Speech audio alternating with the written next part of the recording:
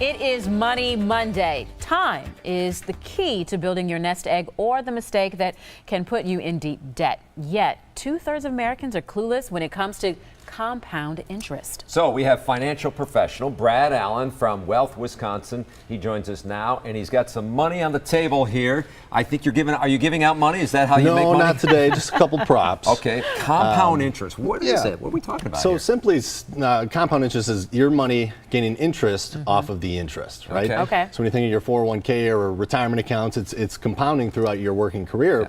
So simply put, let's say you have a savings account and you Mm-hmm. have a 1% annual interest on that account. You have $1,000 in it, right? Okay.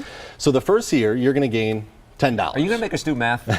No, he's going to do all the math. Okay. Right, so $10 the first year, Yep. but if you leave that money in again for Yep. the next year, the interest starts gaining off the interest. So Sure. the next year, you're going to get the $10, the original, plus 10 cents interest.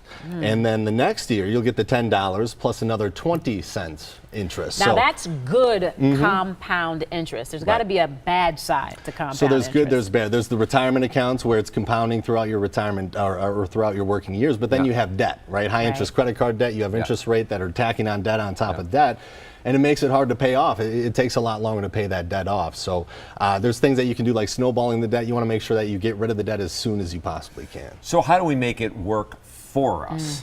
The big thing with compound interest is time, right? The earlier you start, the longer you have to compound. And I always tell people if you are just starting out working that first paycheck, put 10 to Start right 15%, then. start right away. And ideally, if you're just starting out work, start in a Roth, right? Because you're in a lower tax bracket when you first start out than throughout your working career. And nobody's ever complained in retirement to me about tax-free money. So a Roth, you pay the taxes up front and it grows tax-free.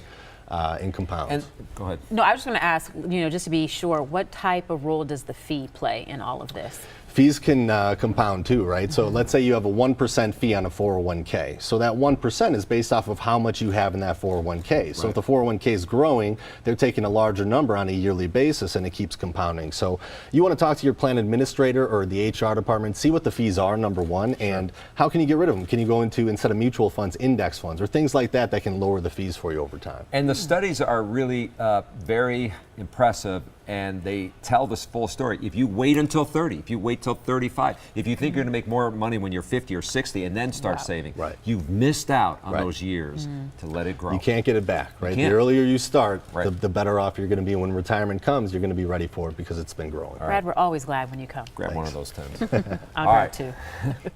Have a question for our experts? Email them at asktheexpert@today'stmj4.com. You can also leave a voicemail. We do have the number right there.